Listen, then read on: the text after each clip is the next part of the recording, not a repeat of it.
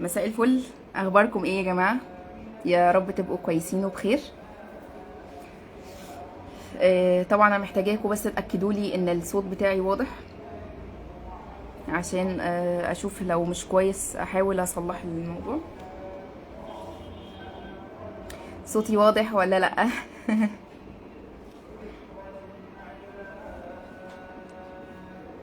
يعني طبعا اتمنى ما يبقاش فيه دوشه يعني، والصوت يبقى واضح. الصوت واضح ولا لا؟ يا ريت تكتبوا لي سواء واضح او لا.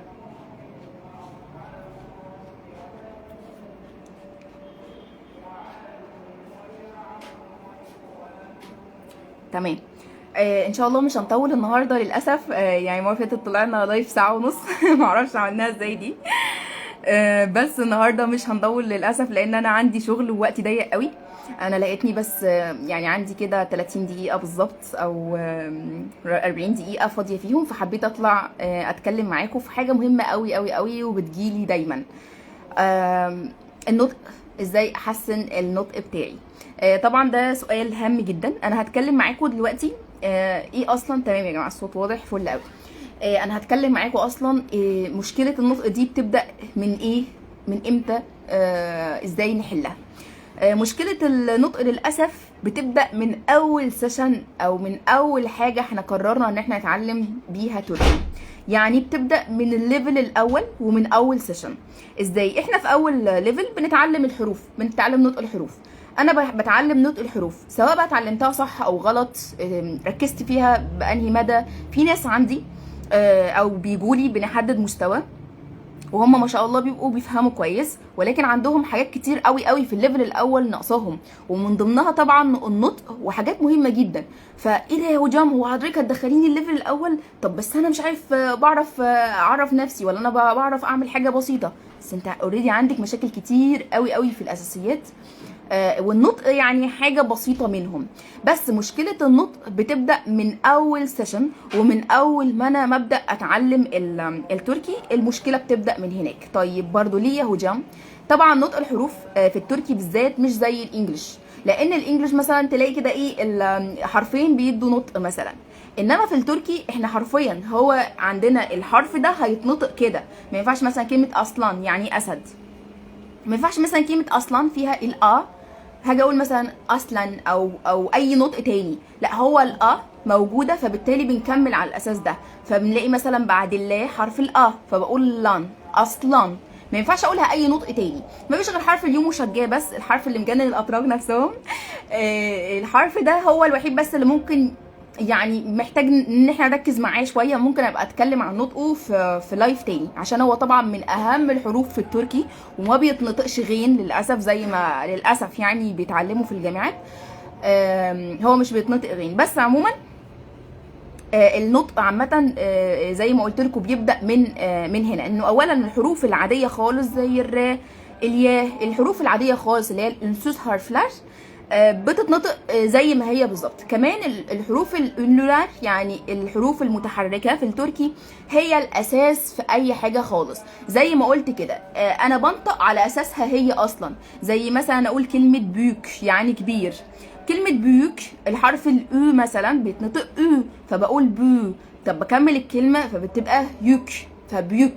ما ينفعش ان هي تبقى او مثلا، ما ينفعش تبقى او مثلا، ما ينفعش تبقى اي حاجه تانية غير الاو.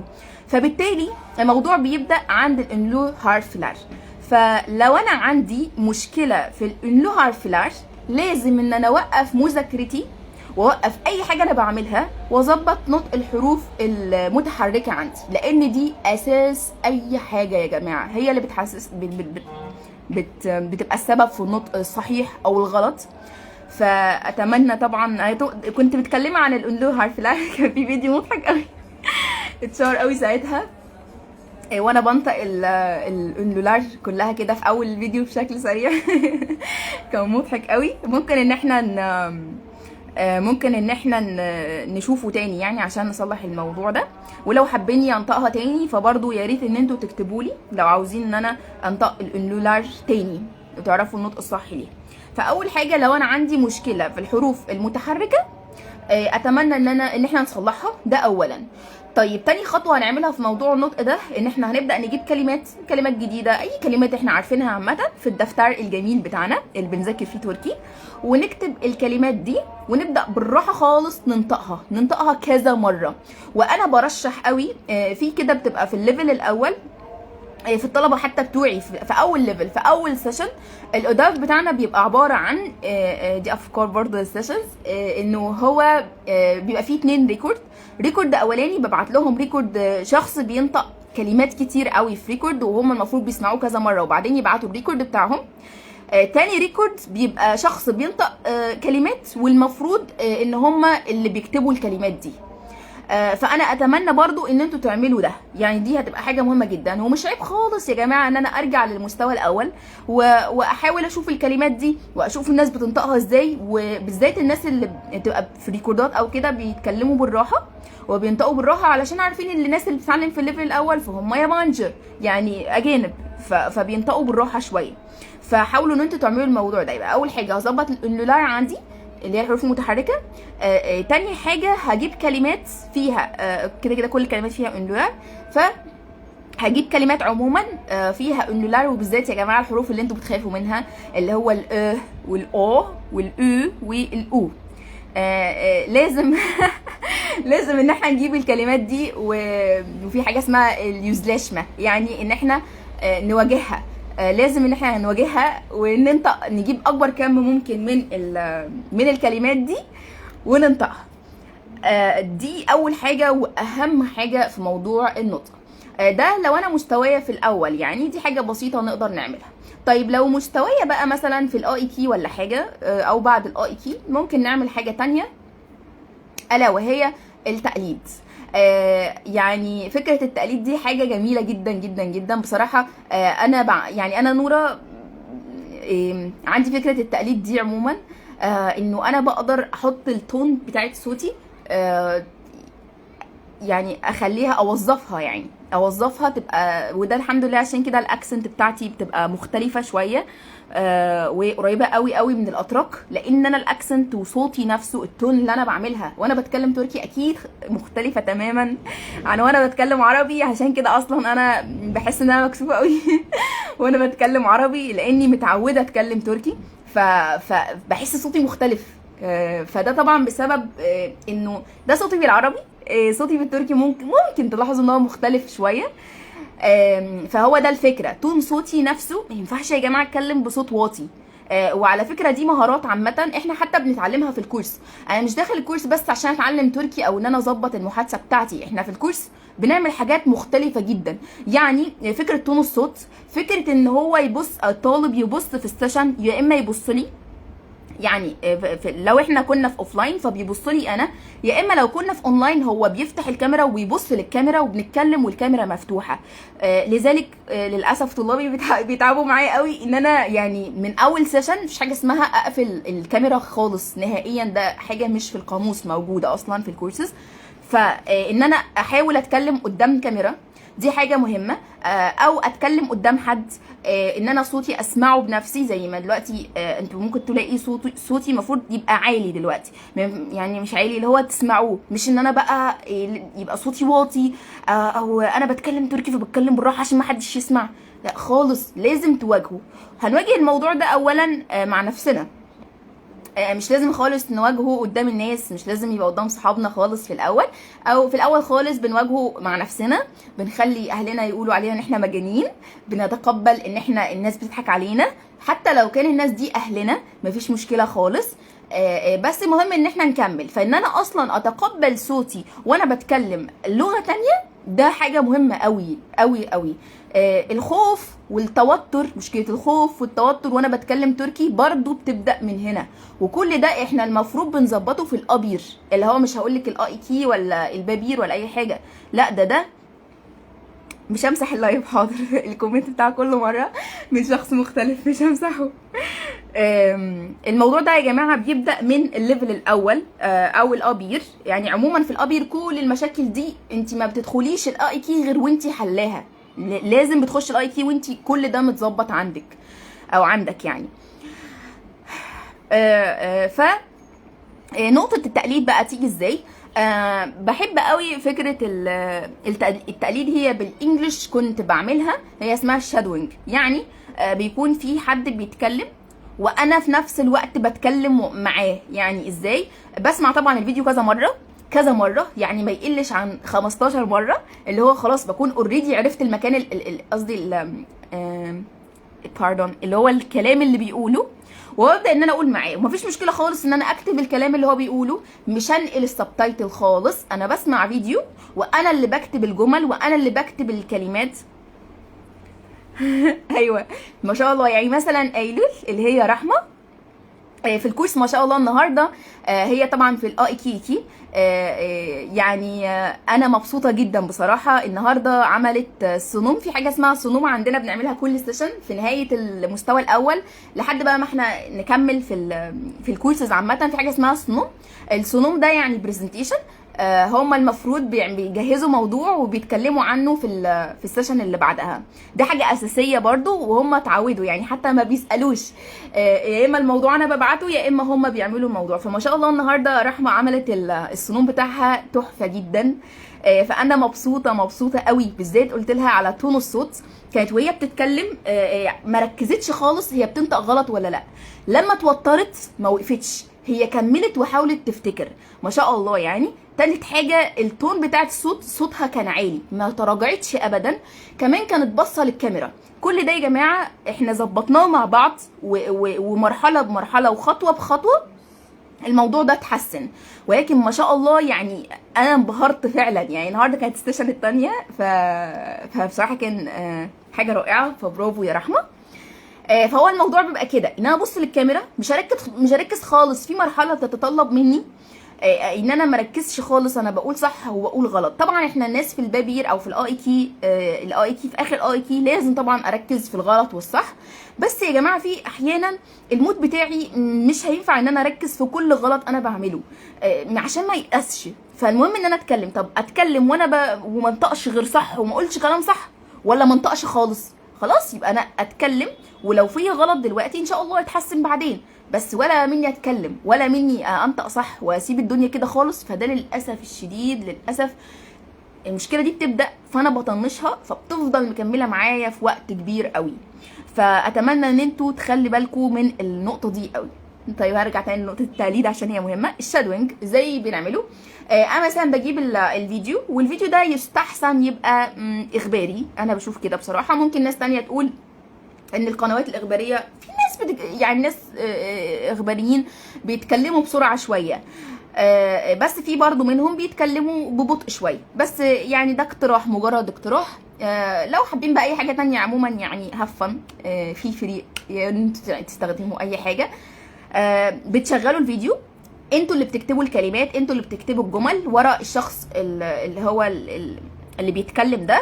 بتكتبوه في الدفتر الجميل بتاعكم، وتبداوا تسمعوه كتير قوي قوي قوي، وتجربوا تتكلموا والشخص بيتكلم.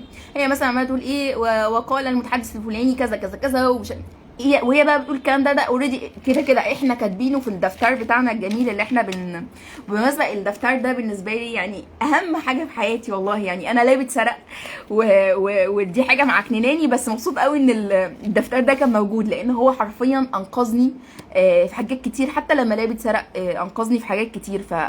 انا احب برضو اقول لكم تخلي بالكم من فكره الدفتر. انا عندي الدفتر بتاعي وانا كنت لسه في الابير، بشوف ان انا يعني ما شاء الله كده اهو اتحسنت كتير قوي، وكنت بكتب حاجات كتير جدا جدا غلط. وده الكلام ده انا بشوف الدفتر ده لما دخلت الاي كي. بعدين لما كبرت شويه بقيت في اخر الاي كي ودخلت في البابير، بقيت اشوف الدفتر بتاع المستوى اللي قبله. لا بلاقي ان انا اتحسنت كتير جدا، ان اللغه بتاعتي اتحسنت كتير، الكتابه بتاعتي اتحسنت كتير. فدي كده حاجه مع نفسكم بتخليكم ان انتوا تتابعوا نفسكم وبتعرفوا مدى تطوركم. ايه ده انا كنت بكتب مش عارف في الليفل الفلاني كذا، ايه ده انا كنت فهمت من الفيديو ده كذا. حتى في فيديو كانوا بيتكلموا بسرعه جدا جدا، انا كنت في ليفل ما مش فاهمه اي حاجه من اللي بيتقال ده خالص. فجيت بقى بعد كام ليفل سمعت الفيديو تاني لا انا فاهماه كله.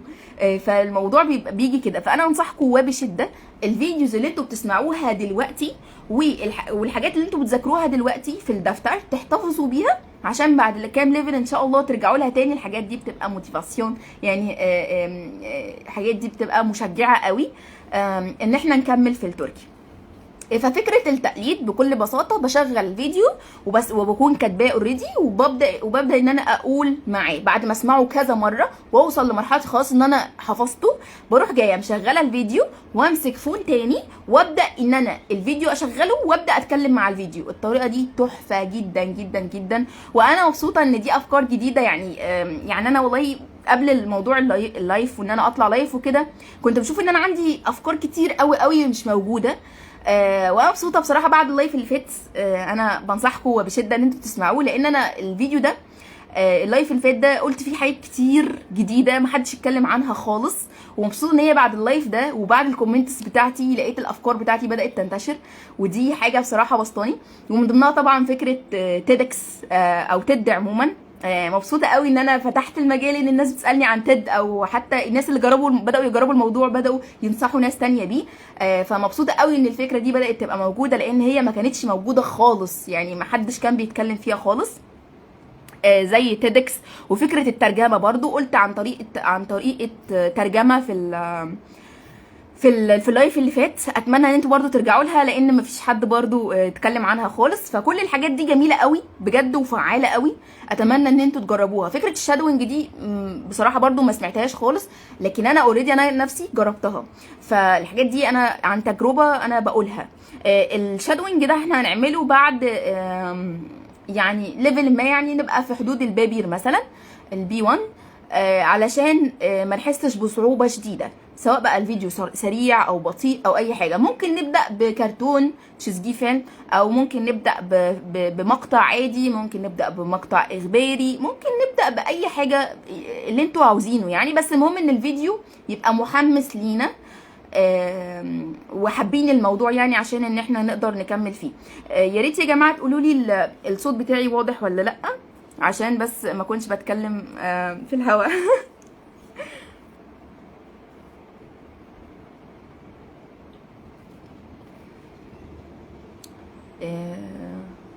احنا كده بقالنا 17 دقيقة ونص. ياسمين بالمناسبة يا جماعة، يعني ياسمين معايا في البابي اتش، ومن اشطر طلابي بصراحة. يعني انا مبسوطة قوي، بحب طلابي قوي. بالنسبة لي اي حد من طلابي فهو شاطر وجميل. طيب ده من ناحية التقليد. انا كده اتكلمت عن هدينا وحشتيني. كده انا اتكلمت عن فكره النطق شويه، واتكلمت في كام نقطه مهمه. فاتمنى اللي جه متاخر يا ريت يشوف الفيديو من تاني علشان ما نتاخرش اكتر من كده. برضو في حاجه تانية قبل ما نبدا بقى، قبل ما ادخل في موضوع المفاجاه. حاجتين بصراحه. هي اول حاجه انه انا بشجع دايما ان انا احفظ كلمات من حاجه. ففكره النطق ان انا احفظ كلمه من فيديو مثلا او من قطعه قراتها، ده افضل لي بكتير قوي عن ان انا الاقي كلمه في الهوا فاقول يلا اما احفظها. يلا بقى انا عرفت النهارده ان كلمه ايلانجلي معنى ممتع، فيلا اما احفظها. فانا برجح قوي انه انا يعني اطلع الكلمه اللي انا هحفظها من قطعه او من فيديو انا بسمعه. تاني حاجه برضو ممكن ان انتوا تعملوها، انه انتوا تعملوا لنفسكم يومين في الاسبوع مثلا او يوم في الاسبوع. بس انا شايفه يومين حلوه قوي، بالذات ان احنا في الاجازه فانتوا معاكم وقت. ان انتوا تقولوا مثلا انا النهارده هتكلم في الموضوع الفلاني. مثلا هتكلم عن الاجازه بتاعتي، الاجازه اللي هتبدا. والله لو انا في الاي كي فانا هتكلم، فانا هعمل ايه في الاجازه. لو انا لسه داخله الاي كي فخلاص هتكلم مثلا عن الاجازه بتاعتي اللي فاتت عملت فيها ايه. المهم ان انا الموضوع اللي هختاره ما يبقاش صعب قوي. لقيته صعب كده وانس ان انا لقيته صعب خلاص اقفله يا جماعه، يعني ما كملش فيه، عشان انا كده هيأس وهدخل في حوارات كتير. فحاولوا ان انتوا عموما لما تتكلموا عن حاجه معينه، ده مثال التعتيل ده اللي هو الاجازه، ده حاجه بسيطه. انما عامه انتوا لما تيجوا تقراوا عن اي حاجه، زي ما انا برضو قلت في الفيديو اللي فات، ان انتوا تيجوا تقراوا عن حاجه اسمها ايه، يعني موضوع في سايت اخباري او كده، بتحاولوا تجمعوا اهم الكلمات في الموضوع ده. والله انا الموضوع ده اتعلمت فيه 5-6 كلمات، الكلمات دي تخص الموضوع ده، فخلاص باخد ال5 كلمات الاصليين دول وببدا انا اعمل نقاش مع نفسي فيه. تمام. ده مهم قوي ان انا احفظ كلمات. انا بالنسبه لي برجح ان انا احفظ كلمات تبقى كلمات كتير خاصه بموضوع واحد احسن من ان انا احفظ كلمات كتير في مواضيع مختلفة، لان احنا كده كده عندنا يا جماعة كلمات كتير مختلفة في حاجات مختلفة، بس في مرحلة متقدمة احنا بنحفظ حاجات خاصة بموضوع معين. زي بالظبط الترجمة كده.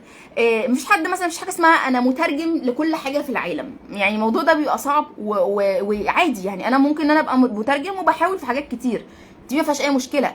بس ليه بقى الناس الشاطره فعلا والكويسه فعلا في المجال هي اللي بتقول انا والله متخصصه في ترجمه كذا، انا هتخصص في ترجمه طبيه، انا هتخصص في ترجمه مش عارف تاريخيه.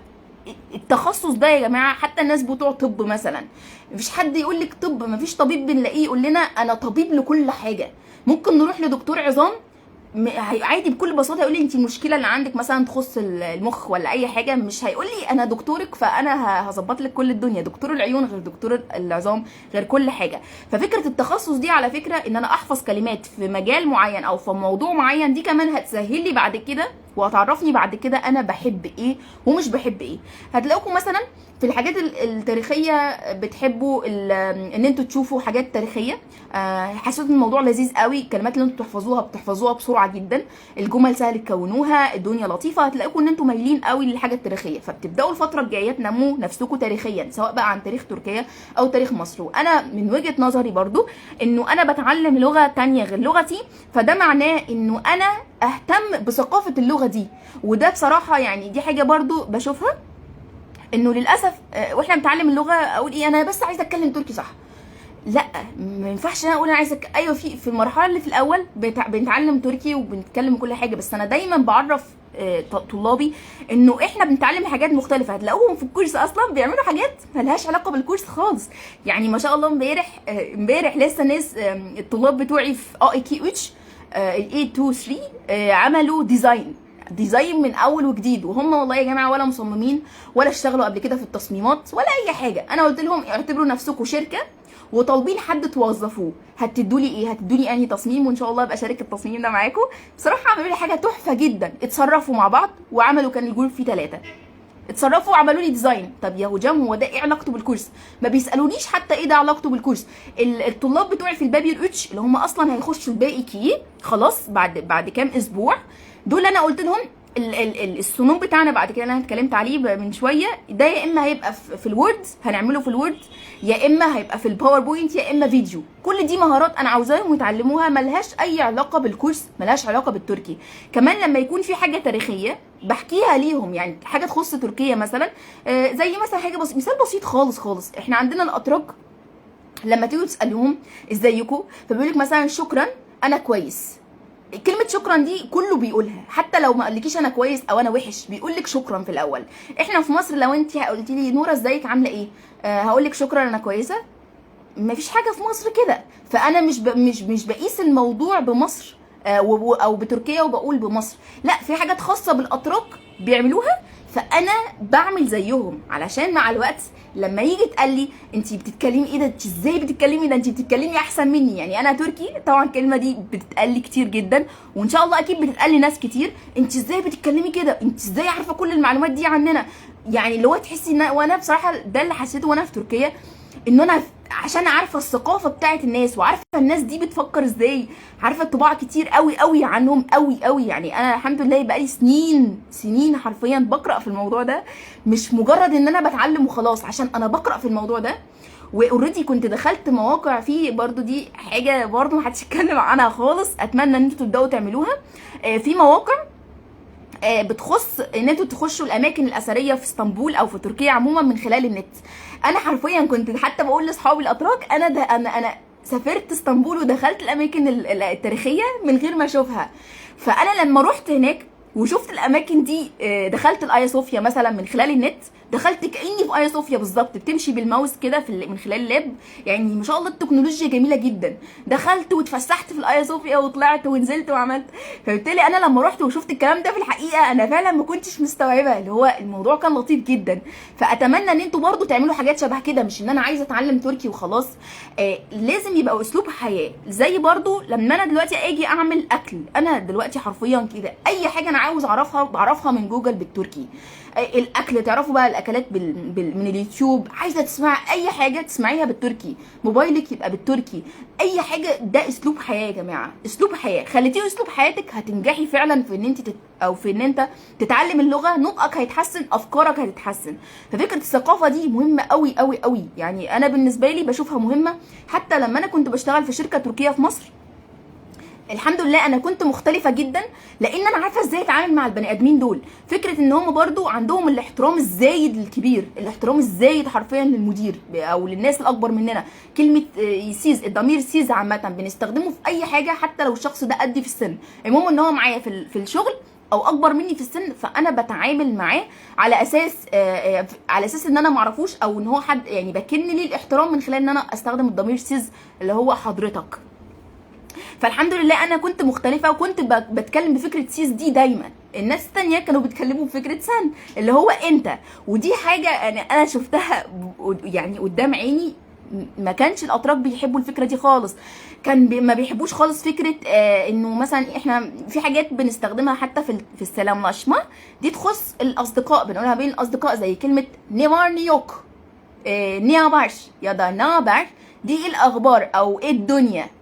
فان انا اروح اقول لمديري ايه الدنيا ايه الاخبار، هو احنا ما بنبقاش عارفين ان احنا عملنا حاجه غلط، بس هو فعلا بيبقى من جواه متضايق. ففكره احترامنا ليهم دي برضو حاجه مهمه جدا. في مصر من وجهه نظري انه احنا مش يعني حتى ممكن يبقى مديرك بتناديه او مديرك بتناديه باسمه عادي خالص. انا معايا ايمان الاسيستان بتاعتي عادي جدا بتقول لي نوره. هناك في تركيا لا، مش حاجه اسمها كده. يعني على الاقل في الشغل هي كلمه باي دي حاجه اساسيه، او ابي لو احنا بقى ايه صميمي قوي. انما غير كده يعني بيعتبروها يعني سوري بس ان هو وقاحه يعني. فده كله يا جماعه ثقافه. محد يعني انا بصراحه حبيت ان انا اعمل الحاجات دي وبقولها في الكورسز بتاعتي وبعلمها في الكورسز بتاعتي، لان شايفه انه الموضوع مش بس تركي. الموضوع يا جماعه محتاجين نتعلم حاجات مختلفه كتير. بعرف الحاجات دي بالتركي، ببحث عنها بالتركي، ممكن ابحث بالتركي عن العادات المهمه جدا عند الاتراك مثلا. يعني ده مثال بسيط خالص. لو انا مش بتابع مسلسلات او لو مش بكلم اتراك، على الاقل ابذل مجهود ان انا اشوف الحاجات دي في اليوتيوب. تمام. كده انا اتكلمت شويه. يعني اتمنى ان شاء الله ان احنا نتكلم في حاجات شبه كده الايام الجايه ان شاء الله. هدخل بقى اقول ايه على المفاجاه الجميله قوي قوي قوي. من جاهز بقى. يا ريت تقولوا لي بس لو الصوت بتاعي واضح او لا، عشان هقولها وهطير عشان عندي شغل للاسف.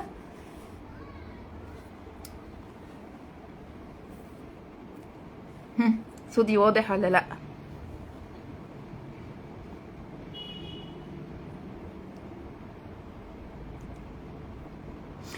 طبعا انا كنت من انا اخر كورس اوفلاين كنت اديته كان من 3 سنين. فطبعا للاسف جت كورونا وكده، فشغلي كله بقى اونلاين. ولما جيت حبيت ان انا ارجع تاني اوفلاين، للاسف طلابي اللي كانوا معايا اونلاين ومكملين معايا لما اقترحت عليهم الفكره، اول لما جيت خلاص ان انا هنفذ، قالوا لي لا احنا عاوزين نكمل اونلاين، وعملوا حوارات كتير كده. فللاسف ما خدتش الخطوه. بس الحمد لله انا هاخد الخطوه بتاعت كورس اوفلاين. هيكون في كورس اوفلاين قريب جدا باذن الله. الكورس الاوفلاين هيبقى بخصوص المستوى الاول ان شاء الله. وبعد كده هيكون في كورس محادثه، وان شاء الله كورسات مختلفه. بس انا للاسف عشان ما عنديش وقت حاليا، فهو الكورس هيبقى يعني انا هبدا بكورس واحد. الكورس طبعا هيبقى مختلف جدا جدا. الكورس الاوفلاين احنا في الاونلاين بنضحك ونهزر وبنلعب. الاوفلاين برضو بيبقى لذيذ جدا. الفرق بس ان الاكتيفيتيز بنعملها واحنا بنتحرك وبنلعب وكده، فالموضوع بيبقى لذيذ جدا يعني فوق ما تتخيلوا. فالكورس لطيف قوي. مكان الكورس هيبقى في وسط البلد جنب ميدان التحرير، يعني جنب محطة مترو السادات بالظبط، كام خطوة من مترو السادات فقط. فأي حد عموما في القاهرة هيقدر يجي الكورس. المهم بس هو هيجي بالمترو عموما، لأن هو جنب محطة مترو السادات على طول. الكورس هيبدأ إن شاء الله قريب جدا. في الكورس هناخد يعني بالكتير 11 شخص، يعني 11 12 بالكتير قوي قوي. وبصراحه في ناس اوريدي حجزت في الكورس، فمتبقي اعداد قليله قوي. فاللي هيسمع اللايف بتاعي ده اتمنى يبعت للواتساب او البيج بتاعت الفيسبوك. انا هحاول اكتب لكم الرقم دلوقتي في العنوان.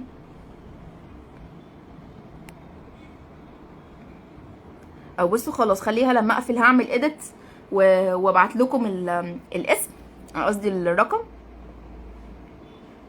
عشان مش عارف دلوقتي. يا ريت ان احنا نبعت للواتساب، ويا ريت يا جماعه محدش يرن على الواتساب، يعني عشان دي نقطه مهمه حبيت ان انا اقولها. يا ريت يبقى رساله بس.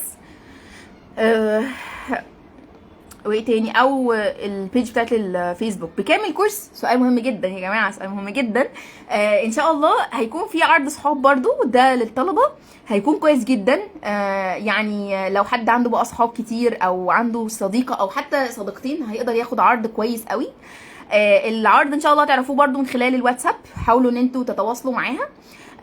احنا طبعا يعني عشان لسه ما اعلنتش على الفيديو وكده، بس في ناس اوريدي حضرت، ف يعني قصدي في ناس اوريدي حجزت. فبالتالي الموضوع هيبقى العدد محدود قوي. فان شاء الله يعني بمجرد ما الكورس العدد بتاعه هيكتمل هنبدا الكورس على طول. وزي ما قلت لكم هيبقى في القاهره، وهيبقى في عرض كويس جدا جدا للطلبه، هيبقى في عرض صحاب. فاتمنى لو حد مهتم او كده ان هو يظبط التركي، الكورس هيبقى قوي جدا، الماتيريال كويسه جدا، هيبقى الواجب بيطبع وحاجات كده جميله قوي قوي لذيذه. والحمد لله ناس في اخر كورس اوفلاين حضرته معايا، يعني الحمد لله انا مبسوطه للي هم وصلوا له دلوقتي. وان شاء الله يبقى كورس لذيذ. حابين بقى تعرفوا التفاصيل اكتر او كده، انا كنت بس حابه اقول فكره المكان، عشان بس لو حد مش مناسبه المكان يعني ممكن يشوف الاونلاين. بس الحجز دلوقتي في الكورسز الاونلاين خلص. فلو حد حابب يعرف التفاصيل يا ريت يبعت لي الواتساب. كورس المحادثه هيبقى امتى؟ والله يا ازهار، والله يا ازهار الكورس بتاع المحادثه ممكن يبدا بعدها باسبوع. هيبدا بعدها باسبوع او اسبوع ونص مثلا، علشان انا للاسف ما عنديش والله وقت خالص. انا كنت ناوي اعمل الاثنين مع بعض، بس للاسف والله ما فيش يوم عندي فعلا فاضي. فانا هدخل الكورس بتاع الاوفلاين ده كده، هحشره في يوم حرفيا. هحشره في يوم كده. وان شاء الله بعدها باسبوع او اسبوعين هيكون في كورس او كده خلص عندي اونلاين، فمكانه هروح جايه عامله كورس اوفلاين تاني ان شاء الله، كورس محادثه اوفلاين. ده هيبقى بعدها. وده برضو يا جماعه برضو باسبقيه الحجز، لان في ناس دلوقتي حجزت في الكورس المحادثه. يعني سواء في المحادثه او المستوى الاول في ناس اوريدي موجودين. فيا ريت لو حد هيحجز من دلوقتي، علشان للاسف لو العدد اكتمل مش هقدر ابدا اعمل مجموعه تانية، لاني ما عنديش وقت خالص. هل المستوى الاول مناسب لاي شخص ما عندوش معلومات نهائيا عن اللغه التركيه؟ ايوات، بس ما هو اسمه مستوى اول، فهو من الصفر خالص بنتاسس صح. وطبعا الابير والاي كي بياخدوا يا جماعه مني مجهود صعب قوي. يعني انا وطلابي بنتعب جدا جدا في مستوى الابير، لان هو بصراحه مستوى تاسيس، وانا بديله اهتمام فظيع قوي بصراحه. فبيبقى فيه مجهود كبير قوي تقيل عليا وعلى الطلبه. فالحمد لله يعني هما بيستحملوني، لان الموضوع بيبقى لذيذ قوي، هو صعب ولذيذ. فانا برضو بتمنى لو في حد يعني بيكسل، حد مش بيحب الالتزام او كده، فاتمنى يبعد عني. لان انا الكورس بتاعي بيبقى جد قوي، وللاسف لما ما بنلتزمش في الكورس ده، فانا للاسف الشديد بعد الكورس ما بيخلص بيبقى فيه طبعا امتحان محادثه وامتحان كتابه. لما الامتحان بيخلص ولو هو ما نجحش او الشخص ده ما كانش ملتزم، للاسف بقول له مع السلامه، فمش بيكمل معايا. يعني اتمنى اللي هيدخل او اللي هيجي والدنيا هتناسبه طبعا، يعني اتمنى يكون هو واخد الموضوع بجد قوي ويدي للكورس وقته، لان هو الموضوع مش سهل. ليفل التأسيس من اهم الليفلز الموجوده. بنتعلم الاساسيات يا جماعه، الاساسيات دي على اساسها انتوا بتكملوا في التركي سواء معايا او من غيري.